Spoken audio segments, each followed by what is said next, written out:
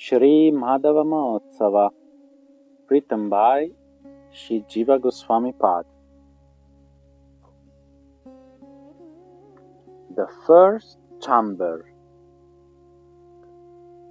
O woman with a gorgeous face, this creeper house is equipped with jewel pots, with lights, and is laden with fruit. For your festival it has become effulgent, happy in body, and is waning like a woman in love. The woman in love wears ornaments, her breasts become prominent, and she bends under their weight. To show her desire, she owns. O Radha, this Satapatrika tree, standing among many tall trees, is the best of ornaments. Not only for its flowers, but because it is reaching to the sky to make friends with the stars. O Swamini, the peacocks have come here to constantly admire the beauty of you and Shyam. In absence of you, they worship the dark rain clouds decorated with lightning. O Saki, if you perform amorous pastimes in these bower houses, the eyes of the deer will be satisfied and the Creator's efforts will bear fruit. The eyelids of the wives of the Devatas that do not blink are now fluttering in joy, as if an auspicious time had arrived. The second room. This second room has a temple spread with Bakula and Kimsuka flowers. Has the fragrance taken a form, or has the color become personified? How to understand that? The Kimsuka flowers, which are red, have taken up the fragrance of the Bakula, and the Bakula flowers have taken up the red color of the Kimsuka. Thus the bees, going to the Kimsuka flower and then to the Bakula flower, think, what is this? The third room. O Radha, come into the third chamber. It is filled with patala and mallika blossoms. The mind will become unsteady, thinking of the moon gladdened by stars in the pink glow of evening. This room is like a moonstone, being flooded with the juice of the mallika flowers, like a waterfall of moonbeams. As the moonstone solidifies the moonlight, the grove catches the fragrance of the mallika flowers. But it also appears like a sunstone catching the red fire of the sun rays. The fourth chamber. O Saki, here is the fourth chamber of creepers, which is golden with karnika flowers. When you enter this room with your effulgence, you will turn even the bees golden, What to speak of other items?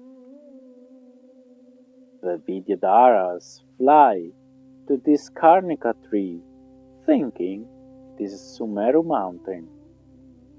But seeing your unprecedented beauty, which acts like a watchman to the palace, they become stunned in bliss.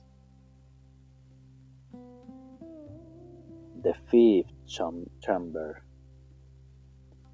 The fifth chamber is enhanced with lavanga creepers and saturated with bees. When you manifest your pastimes, love will blossom in this room. The fragrance of the lavanga creepers spreads through this grove. At this place, people mistake the bees wandering here and there to be smoke from aromatic incense. The sixth chamber. Radha now enter the sixth chamber, which is splendid with champakat creepers, embracing tamara trees. Thinking that it is the complexion of both of you, Radha and Krishna, this creeper house is drenched in tears, which seem to increase at every moment. One who compares this champaka embraced by the tamara tree with a gold house studded with sapphires has not seen the beauty of your two forms. The seventh chamber. O Saki, enter the seventh chamber covered with various creepers. Just now it has become filled with illusion, and thus you should call it Mohan. This bower, with its variety of colored flowers, is spreading a profound beauty suitable for your love. The cooing birds imitate the soft words of lovers.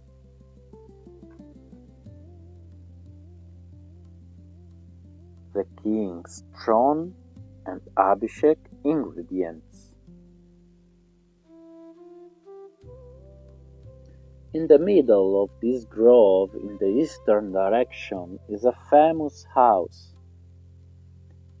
At this place, stained red with the wives of the directions, the sun manifests as the royal throne. O Saki, after the Abhishek, you will sit on this golden throne.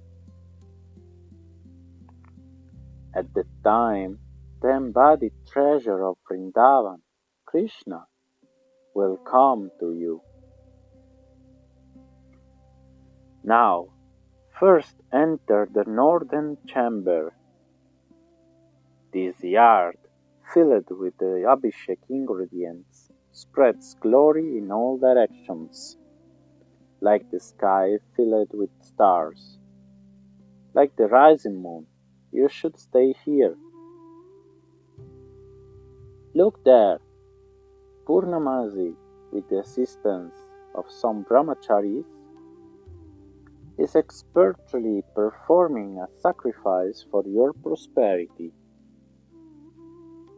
The streams of ghee are the Ganga river, and Shiva's grey matted locks can be seen in the smoke. As Radha became attracted to her groves by the words of Vrinda, the goddess of the forests, she tinted Vrinda's complexion with her own emotions. They mutually increased each other's bliss. Radha entered the northern chamber, resplendent with flower gates, attractive lamps, rows of shining pots, heaps of auspicious ingredients.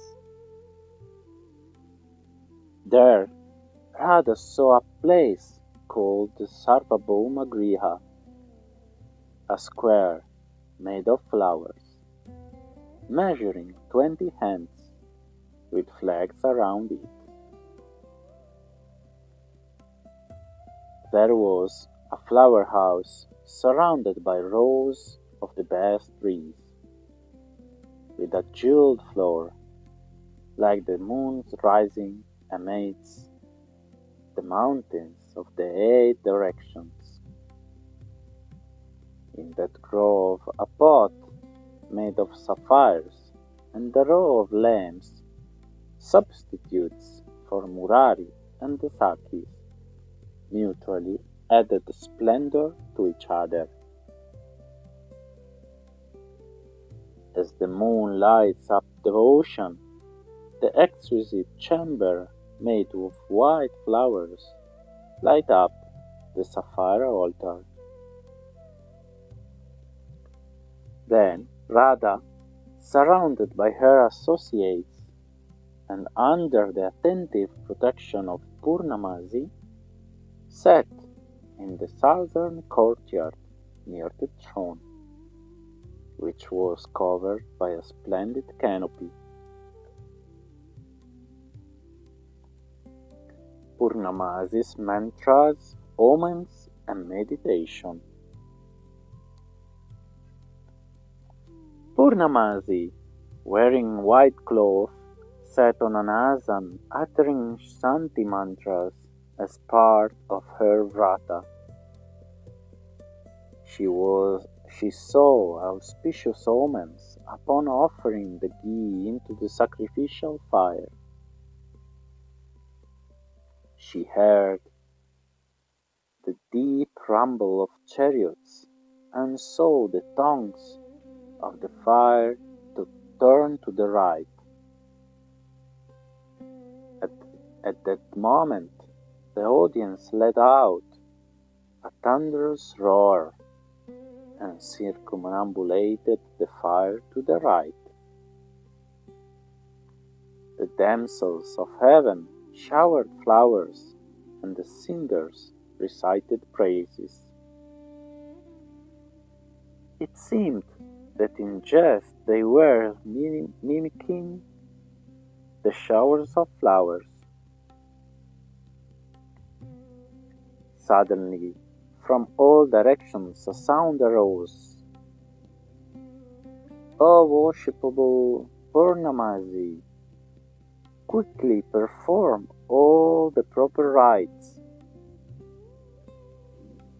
Then Purnamasi, meditating on the heavenly women, made them appear in person.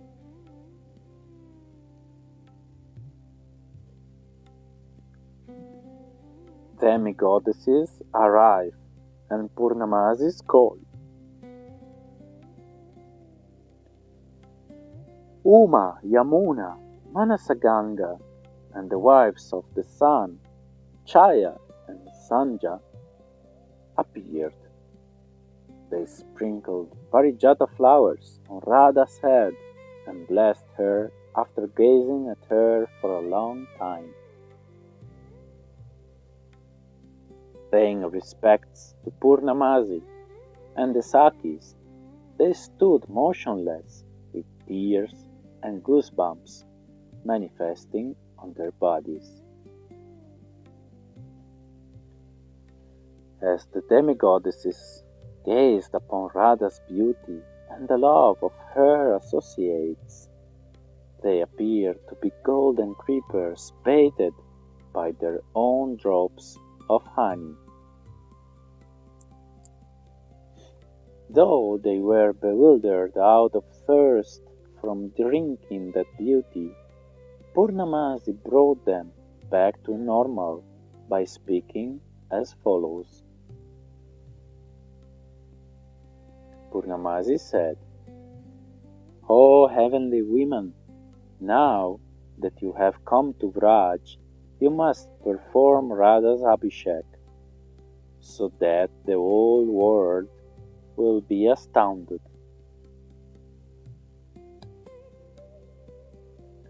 doubts removed. On hearing this, Chaya, the mother of Saturn, spoke to Purnamasi to instruct her, but the answer became a major instruction for her own followers. Chaya asked, "O Devi, we hold your inviolable order on our heads like heavenly flowers. But in our doubtful hearts we find no bliss. We have heard from the mouths of the personified Vedas that Lakshmi cannot compare with Radha. The cause for our sorrow is that Radha will only be ruling over the 5 yojanas of Vrindavan. We would be satisfied if Radha becomes the ruler of the whole universe." Purnamasi responded to these words of the mother of Saturn with an astonishing laugh, and then looked towards the face of Uma.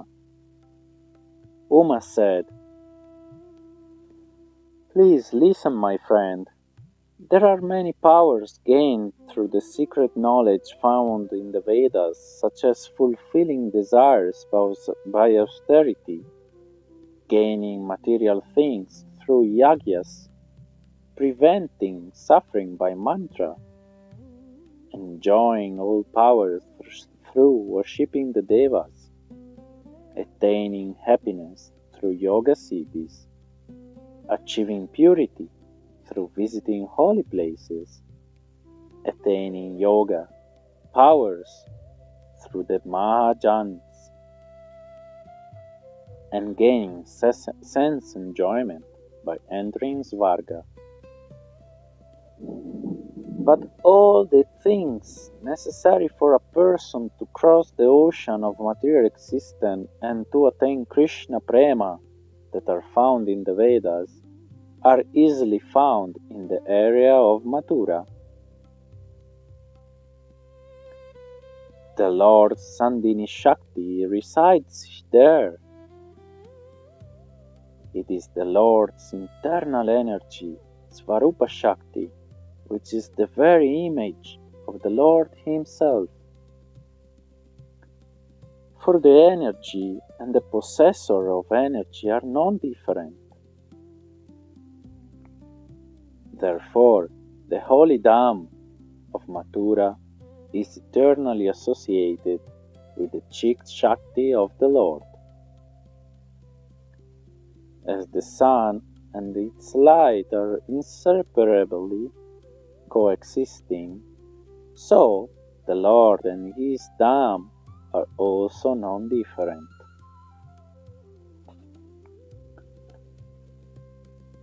Whatever wonderful qualities are found in Mathura, the birthplace or eternal residence of Krishna, are also found in Vraja's forests in a more concentrated form with no obstructions. It is well known that Vrindavan measures only 5 yojanas, 40 miles, but it is not like other places. Thus, in ancient times, Lord Brahma himself saw all the countless Brahmanandas, universes, situated within Vrindavan. The Lord infuses His own Shakti into places that are not His eternal dhams in order to enjoy pastimes. Then, what can we say about Vrindavan, where all His energies are eternally present? Oh friend, please understand that all inconceivable powers and spiritual love are eternally present in Vrindavan. And in that place, Radhika is completely qualified. to receive the Abhishek. Such honor is certainly befitting her. In that assembly, which resembled a lake, the lotus faces blossomed with smiles of satisfaction at Uma's words, which were like the autumn season.